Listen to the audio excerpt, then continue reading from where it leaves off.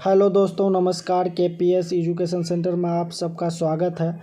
आइए आज हम लोग क्लास 7 अतीत से वर्तमान अध्याय 7 सामाजिक सांस्कृतिक विकास इसका जो सभी प्रश्न उत्तर सॉल्व करेंगे। इससे पहले आप लोग चैनल पर पहली बार आए हैं तो चैनल को सब्सक्राइब कर लीजिए। वीडियो पसंद आया तो वीडियो को एक लाइक कर दीजिए।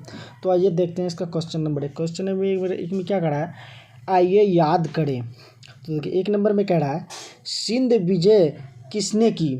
सिंध विजय किसने की।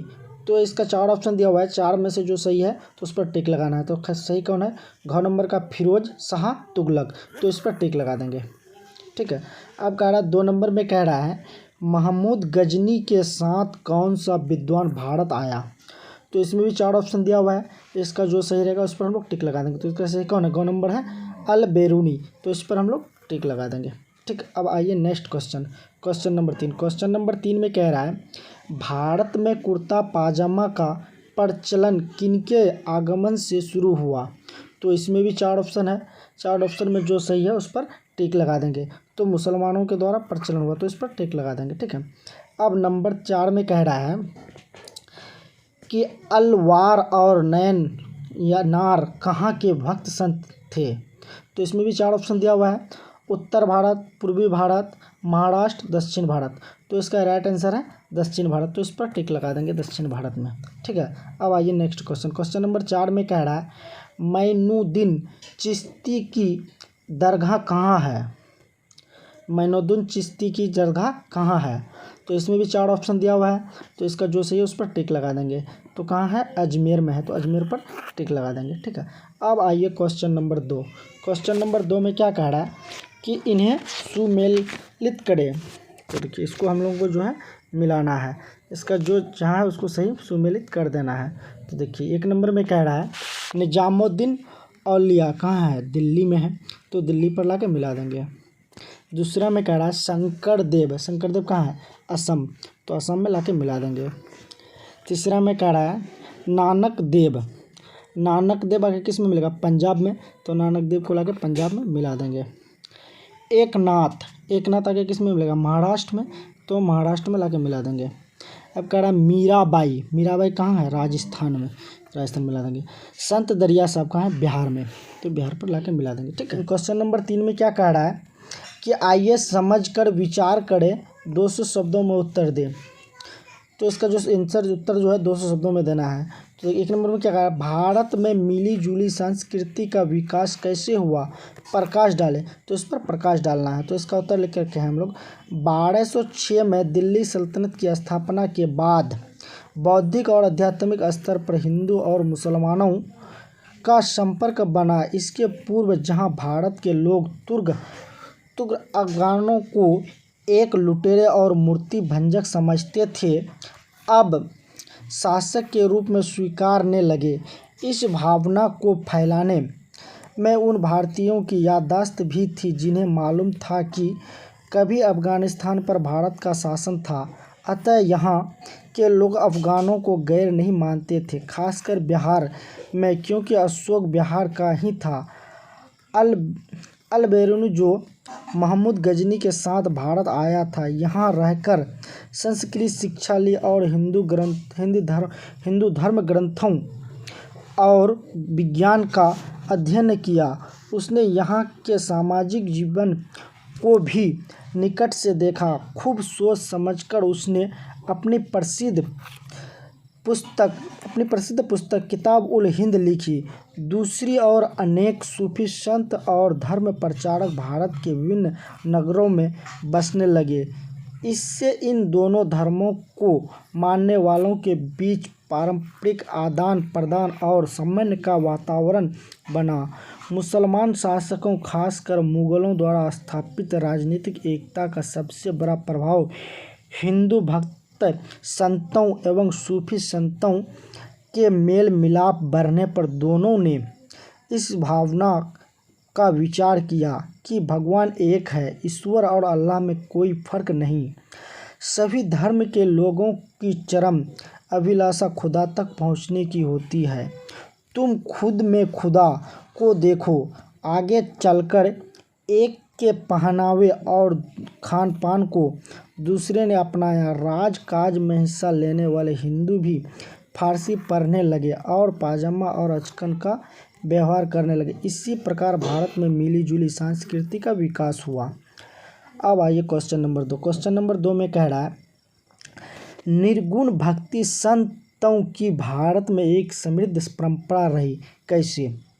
तो इसका उत्तर है, रामानंद के अनुयायियों का एक अन्य वर्ग उदारवादी अथवा निर्गुण संप्रदाय कहलाता है। इस निर्गुण भक्ति संतों ने ईश्वर को तो माना, लेकिन उसके किसी रूप को मानने से इनकार कर दिया। यह निराकार ईश्वर में विश्वास करते थे। निर्गुण भक्त संतों ने जात पात, छुआछूत, ऊंच नीच, मूर्ति पूजा का घोर विरोध किया। यह कर्म कांडों में भी विश्वास नहीं करते थे। निर्गुण भक्त संतों में कबीर को सर्वाधिक प्रमुख संत माना जाता है। ये एक मुखर कवि के रूप में भी प्रसिद्ध हैं। कबीर इस्लाम और हिंदू दोनों धर्म के माहिर जानकार थे। इनके विचार साखी और शब्द नामक ग्रंथ में संकलित है। इन दोनों को मिलाकर जो ग्रंथ बना है उसे विजक कहते हैं। नंबर 3 में कह रहा है, बिहार के संत दरिया साहब के बारे में आप क्या जानते हैं, लिखिए। तो इसका उत्तर है, दरिया साहब का कार्य क्षेत्र तत्कालीन शाहाबाद जिला था, जिसके अब 4 जिले भागलपुर, रोहतास, बक्सर और कैमूर हो गए हैं। विचार से दरिया साहब एकेश्वरवाद थे। इनका मानना था कि ईश्वर सर्वव्यापी है तथा वेद और पुराण दोनों में ही उसी का प्रकाश है। ईश्वर को दरिया साहब ने निर्गुण और निराकार माना। उन्होंने अवतार जैसा पूजा पाठ को मानने से इनकार कर दिया। इन्होंने मात्र प्रेम, भक्ति और ज्ञान को मोक्ष प्राप्ति का साधन माना। इनके अनुसार प्रेम के बिना भक्ति असंभव है और भक्ति के बिना ज्ञान भी अधूरा है। इनका कहना था कि ईश्वर के प्रति प्रेम पाप से बचाता है और ईश्वर की अनुभूति में सहायक बनता है।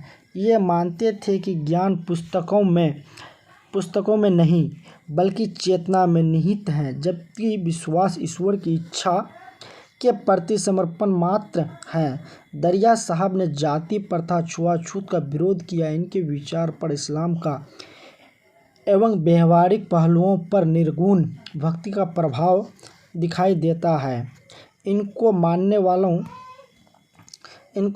वालों के दलित वर्ग की संख्या अधिक थी। दरिया साहब के विचारों को मानने वालों की संख्या आज के भोजपुर, बक्सर, रोहतास और भभुआ जिलों में अधिक थी। दरिया साहब की बहुत हद तक कबीर के अनुगामी कहा जाता है। अब आइए क्वेश्चन नंबर 4 पर। क्वेश्चन नंबर 4 में क्या कह रहा है, मनेरी साहब बिहार के महान सूफी संत थे, कैसे? तो इसका उत्तर है, मनेरी साहब का पूरा नाम था हजरत मखदूम शरफुद्दीन याहिया मनेरी।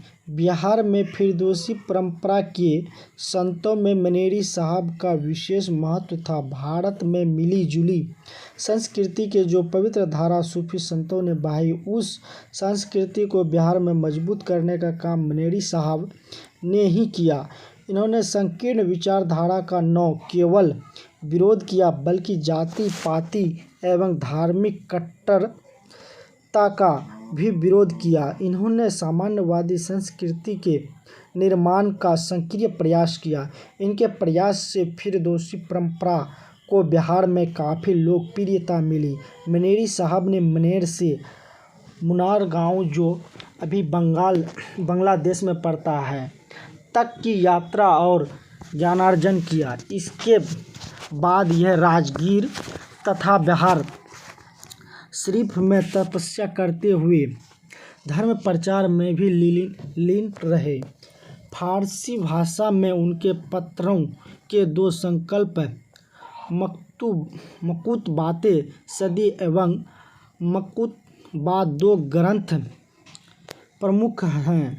मनेरी साहब ने हिंदी में भी बहुत लिखा है, जिनमें उन्होंने ईश्वर को अपना सूफियाना ढंग से व्यक्त किया है। उन्होंने इस लेख में अपने को प्रेयसी तथा ईश्वर या अल्लाह को प्रेमी माना है। मनेरी साहब का मज़ार मनेर में न होकर बिहार शरीफ में इनकी मज़ार के बगल में ही उनकी माँ बीबी रजिया का भी मज़ार है। बीबी रजिया सूफी संत पीर जगत जोत की बेटी थी। नंबर 5 में क्या कह रहा है, महाराष्ट्र के भक्ति संतों की क्या विशेषता थी? तो इसका उत्तर है, महाराष्ट्र के भक्त संतों की विशेषता को जानने के लिए हमें 13वीं सदी से 17वीं सदी तक ध्यान देना होगा।